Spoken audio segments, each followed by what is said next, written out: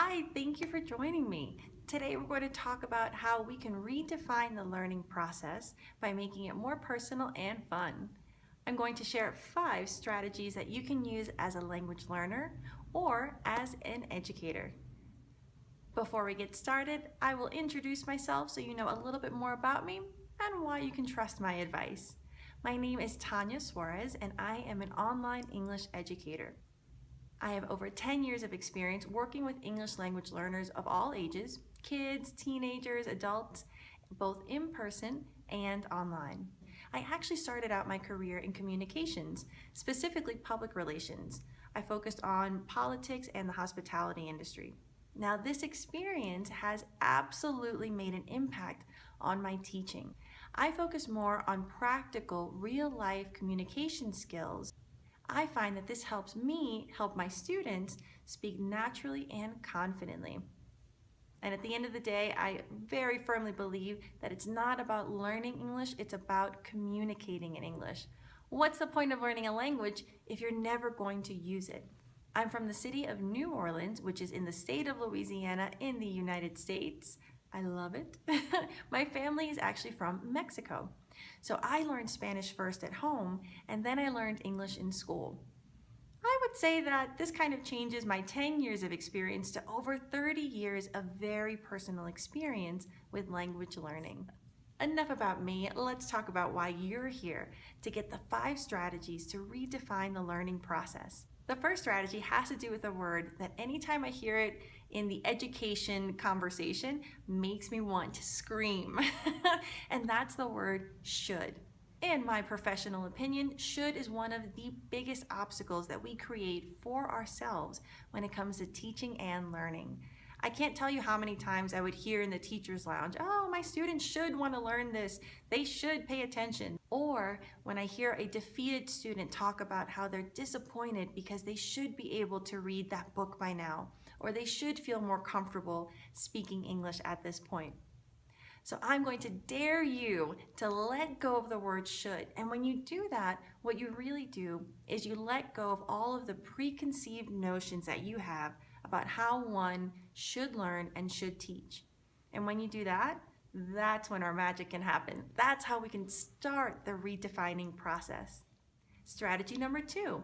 It's pretty simple, but highly effective. Ask your student, or yourself if you're the learner, how they define themselves and how their family and friends would describe them.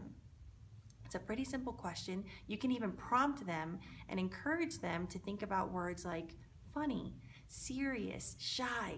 This has made a significant impact on my teaching and on my students' learning experience for 2 reasons.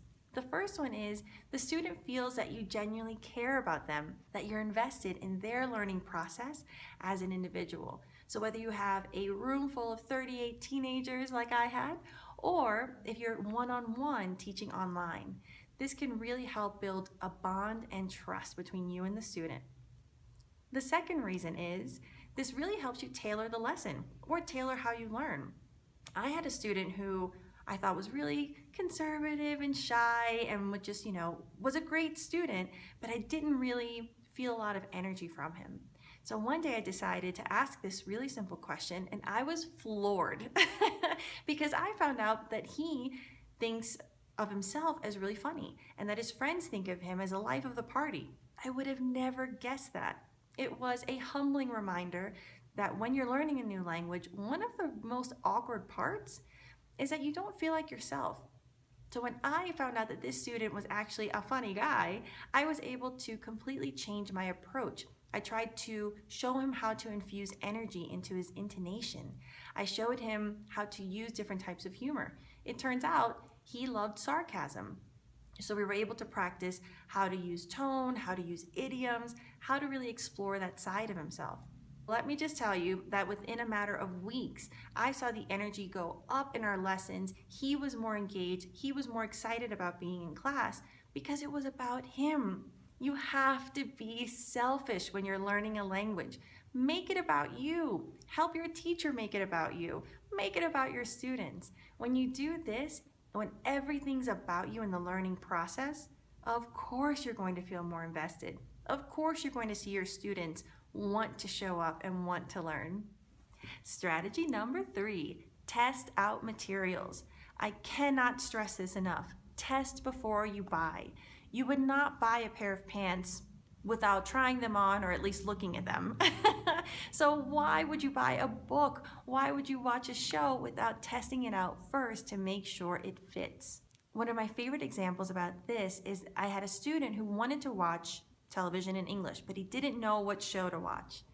So I decided to test out the material first.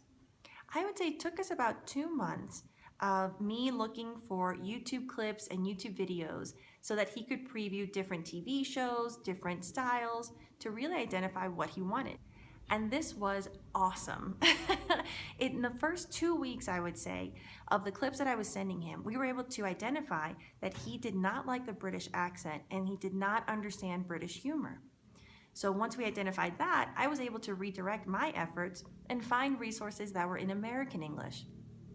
Then with this new stage, we realized that he didn't want dramas or romance. He actually really liked comedy, an American comedy, sitcom style. So once we were able to identify that, we were able to choose an American sitcom that was perfect for him.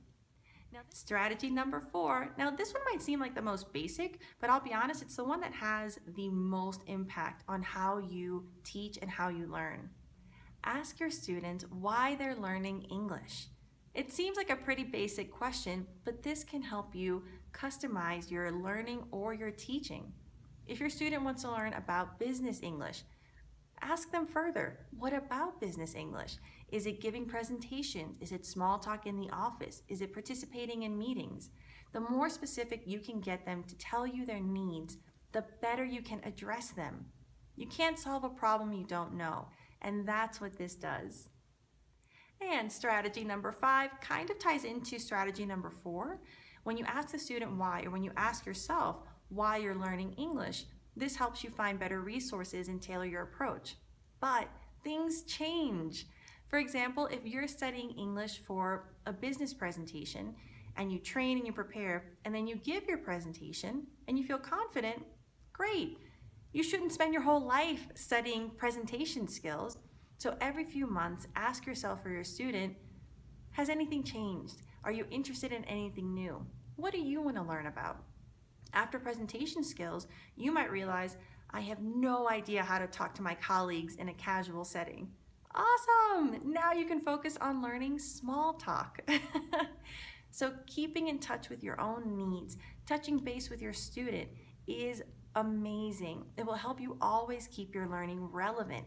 And when things are relevant, they're personal. And when they're personal, they're fun. Thank you so much for investing your time in listening to these strategies. Now, listening is only half the battle. Now you need to go implement. So go through these strategies, take notes about how you can apply them to yourself, and redefine your learning process. However you've learned up to now is good. Let's make it great. If you enjoyed this video and you want more tips and resources for learning English in a fun and engaged way, I encourage you to check out my website, EnglishChallenges.com.